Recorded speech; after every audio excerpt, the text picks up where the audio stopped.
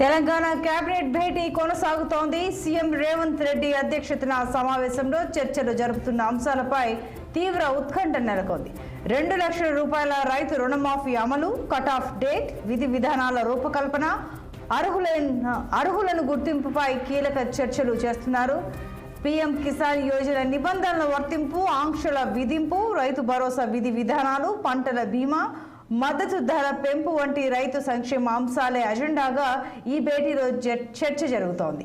August 15 లోపు రైతు రుణమాఫీ చేసి తీరుతామని సీఎం రేవంత్ రెడ్డి పలుమార్లు బహిరంగంగా చెప్పారు.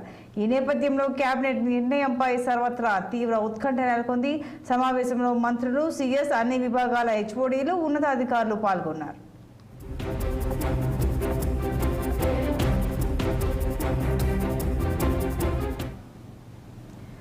మరింత సమాచారం మా political bureau chief Ram live ద్వారా అందిస్తారు. రామ్, చెప్పండి. కేబినెట్ భేటీ కొనసాగుతుందని తెలుస్తోంది. ముఖ్యంగా రైతులకు సంబంధించిన అంశాలపైనే చర్చిస్తున్నారని వార్త, వివరాలేంటి?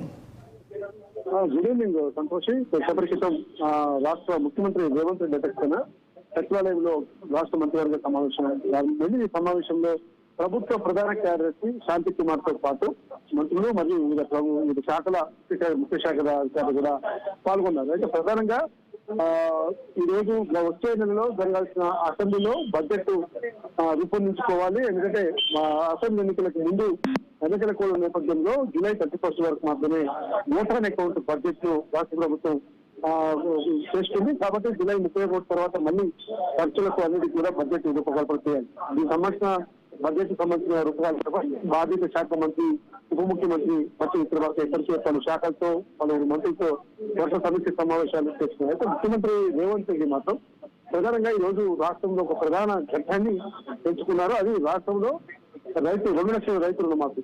ఈ 2 లక్షల రైతు రుణమాఫీ అనేది ప్రభుత్వానికి ఛాలెంజింగ్ గా ఉందని చెప్పి అనాలి. ఎందుకంటే అసెంబ్లీ ఎన్నికల కంటే ముందు కానీ, తర్వాత అసెంబ్లీ ఎన్నికల తర్వాత జరిగిన లోక్సభ ఎన్నికల్లో కూడా ఈ 2 లక్షల రైతు రుణమాఫీ అనేది చాలా సాక్షిగా ప్రభుత్వం ముందు వచ్చింది.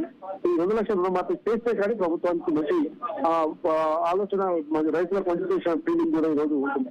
కాబట్టి ఈ పరిస్థితుల్లో ఈ రోజు 2 లక్షల రుణమాఫీ చేయాలి. దాదాపు 40,000 కోట్ల రూపాయల ఆదాయ వనరుల సమీకరణ ఈ రోజు రాష్ట్ర ప్రభుత్వం చేయాలి. లేదంటే ఏదైతే భారత ప్రభుత్వం, కేంద్ర ప్రభుత్వం, నరేంద్ర మోడీ ప్రభుత్వం పీఎం కిసాన్ కింద ఏదైతే 6,000 ఇస్తుందో ఆ నియమ నిబంధనలకు రాష్ట్ర ప్రభుత్వం పరిగణలోకి తీసుకుంటే చిన్న సన్నకారు రైతులు, తర్వాత అర్హులైన రైతులకు మాత్రమే తీసుకుంటే మాత్రం 25,000 కోట్లతో ఈ రోజు ఆర్థిక భారాన్ని తగ్గించుకునే పరిస్థితి కనబడతా ఉంది. కాబట్టి ప్రస్తుత పరిస్థితుల్లో ఎలాంటి నియమ నిబంధనలు చేసుకోవాలి, రుణమాఫీ అది ఎప్పటి నుంచి ఎప్పటి వరకు తీసుకోవాలి, దీనికోసం ఒక ప్రత్యేక సబ్ కమిటీ కూడా వేయాలని దానిపైన ఈ రోజు ప్రభుత్వం ఆలోచిస్తుంది. దీనిపైన ఈ రోజు క్యాబినెట్ లో పూర్తిగా లోతుగా చర్చిస్తుందని చెప్పి తెలుస్తుంది.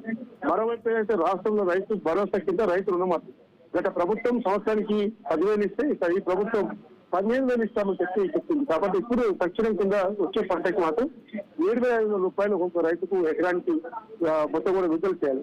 కాబట్టి ఈ రోజు దాదాపు 8,000 కోట్ల రూపాయలు అది కూడా ఆర్థిక భారం కింద ఉంది. అది కాకుండా ఇప్పటికే వివిధ పద్ధతుల కింద ప్రభుత్వం ఆర్బీఐ కింద షరతుల్లో ఒకటి అప్పులు చేస్తా ఉంది, మరికొన్ని అప్పులు చేసేందుకు కూడా ప్రభుత్వం సిద్ధమవుతుంది. అంటే ముఖ్యంగా రాష్ట్రంలో రైతాంగానికి సంబంధించిన సమస్యలపైనే ఈ రోజు చాలా కీలకంగా ఈ సమావేశంలో చర్చించే అవకాశం ఉంది. ఒకటి రైతు రుణమాఫీ, రైతు భరోసా కింద ఇచ్చే రైతు రుణమాఫీ, రైతు బంధు పథకం, అదేవిధంగా కౌలు రైతులకు రైతు బంధు కూడా ఇస్తామని చెప్పి ముఖ్యమంత్రి రేవంత్ రెడ్డి చెప్పారు. కాబట్టి ఇవన్నీ ఆ పథకాలతో పాటు 100 రోజుల్లో 6 గ్యారంటీల అమలులో భాగంగా కొన్ని ఇంకా మహాలక్ష్మి పథకం మహిళకు 2,500, తర్వాత సబ్సిడీ సిలిండర్ 500 రూపాయలు, ఇతర స్కీములు కూడా అన్ని ఫైనాన్స్ తో కూడుకున్న వ్యవహారాలు. కాబట్టి ఇవన్నిటిపై కూడా ఈ రోజు క్యాబినెట్ కూలంకషంగా చర్చించే అవకాశం ఉంది. దాంతో పాటు 2 రాష్ట్రం విడిపోయినప్పుడు ఇప్పటికీ ఇంకా 10 ఏళ్ళు అయిపోయినప్పుడు కూడా 2 రాష్ట్రాల మధ్య ఉద్యోగుల విభజన సమస్య ఇంకా కొలిక్కి రాలేదు. అటు తెలంగాణలో ఏపీ ఉద్యోగులు ఉన్నారు, అటు ఏపీలో తెలంగాణ ఉద్యోగులు ఉన్నారు. వాళ్ళు అక్కడికి ఇక్కడికి ఇబ్బంది కావాలి.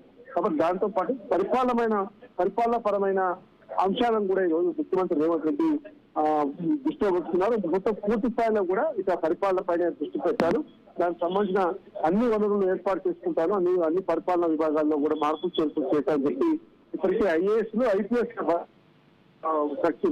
చేపట్టారు. మరికొన్ని ఇంకా తక్షణమే 2-3 రోజుల్లో చేపట్టడానికి ప్రభుత్వం సిద్ధమవుతుంది. ముఖ్యంగా జిహెచ్ఎంసీ పరిధిలో వర్షాలు వస్తున్న సందర్భంగా రైన్స్ సీజన్ సందర్భంగా తీసుకోవాల్సిన చర్యలతో పాటు విద్యా సంవత్సరం కూడా ప్రారంభమైన నేపథ్యంలో ఎడ్యుకేషన్ పరంగా తీసుకోవాల్సిన చర్యలపైన కూడా ఈ రోజు కేబినెట్ లో చర్చిస్తారు. ముఖ్యంగా ఈ కేబినెట్ సమావేశం అంతా కూడా రాష్ట్రంలో రైతు రుణమాఫీ ఏదైతుందో 2 లక్షల రుణమాఫీ, ఆ రుణమాఫీ చుట్టే ఎక్కువ తిరిగే అవకాశం కనబడతా ఉంది. ఇంకోటి రైతు భరోసా కింద రైతు బంధు పథకం అమలు చేయాలి. 2 అంశాలపైన చాలా కీలకంగా ఈ కేబినెట్ లో చర్చించే అవకాశం ఉంది. మరోవైపు గవర్నర్ కోట ఎమ్మెల్సీలకు సంబంధించి ఇప్పటికే గతంలో గవర్నర్ సర్వీస్ అయి ఉన్నప్పుడు ఈ రోజు కోదండరాం పేరుతో పాటు ఇంకొక మైనార్టీ నేత పేరు కూడా కేబినెట్ డిమాండ్ చేసినప్పుడు అయితే పూర్తి న్యాయపరమైన అంశంలో ఉంది కాబట్టి దాన్ని మళ్ళీ ఒకసారి కొత్త గవర్నర్ వచ్చారు కాబట్టి దానిపైన కూడా ఈరోజు చర్చించే అవకాశం ఉంది. దాంతో పాటు కొన్ని నామినేటెడ్ పోస్టులు తర్వాత కార్పొరేషన్ పోస్టులు కూడా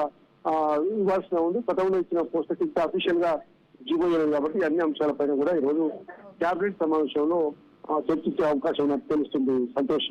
Right, Ram. Thanks for the entire details. Thank you.